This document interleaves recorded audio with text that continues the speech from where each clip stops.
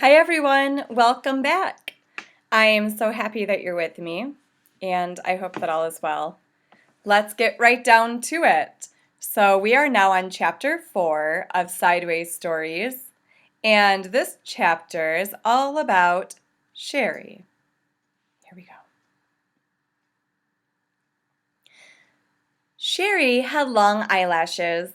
She weighed only 49 pounds. She always wore a big red and blue overcoat with a hood. The overcoat weighed 35 pounds. The red part weighed 15 pounds, the blue part weighed 15 pounds, and the hood weighed 5 pounds.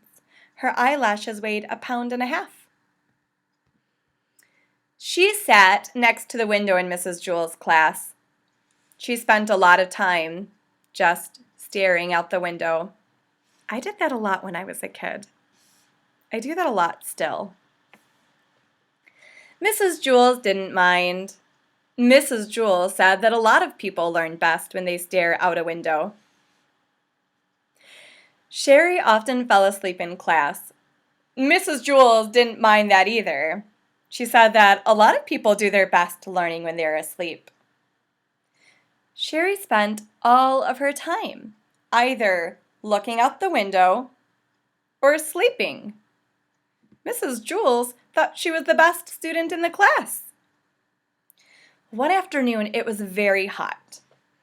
All of the windows were open, yet Sharie still wore her red and blue overcoat.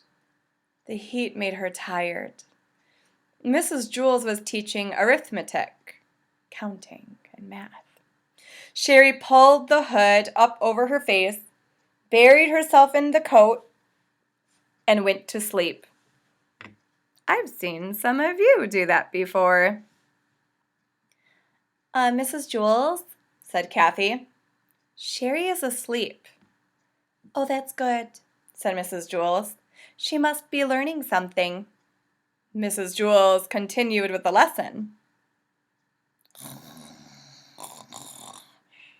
Sharie began to snore.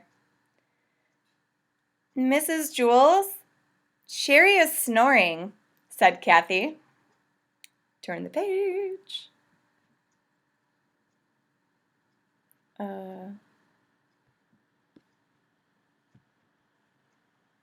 Eek.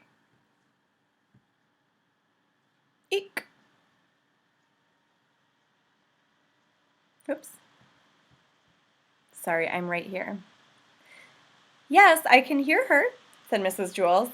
She must be learning an awful lot today. I wish the rest of you could be like her.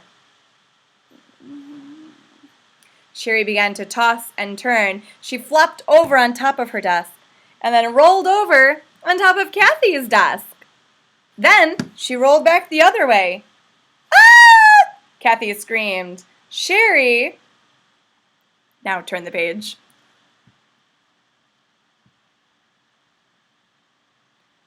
Sharie rolled out the window! They're on the 30th floor. She was still sound asleep. As you know, Mrs. Jewell's class was on the 30th story of Wayside School, so Sharie had a long way to go. After she had fallen 10 stories, Sharie woke up. She looked around.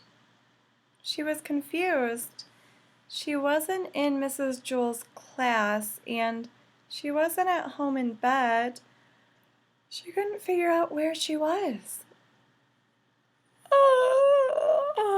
She yawned, pulled the hood back over her eyes, and went back to sleep.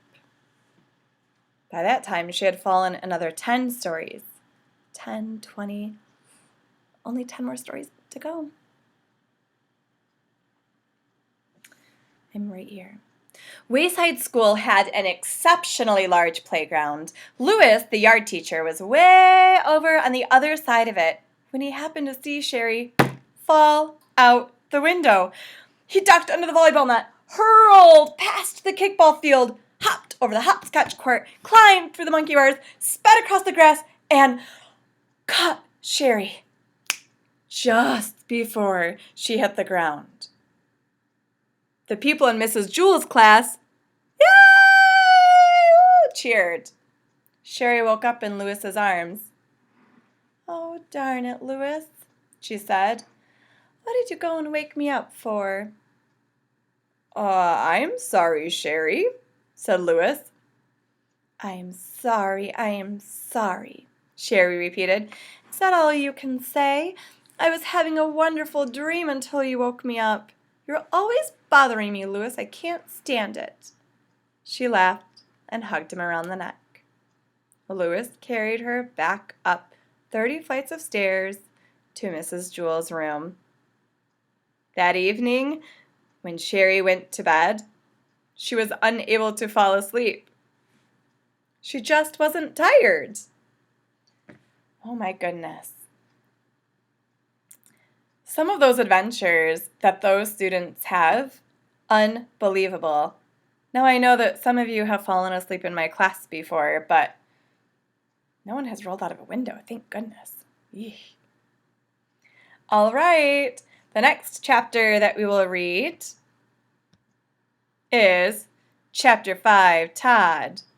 I like Todd's expression. I like how the illustrator really captured his personality there. He looks very savvy, very smart. I wonder if my predictions about his character are true. It's been a long time since I've read the series. All right, everyone, thanks for tuning in. And I hope that you are well. And I will see you next time. Goodbye.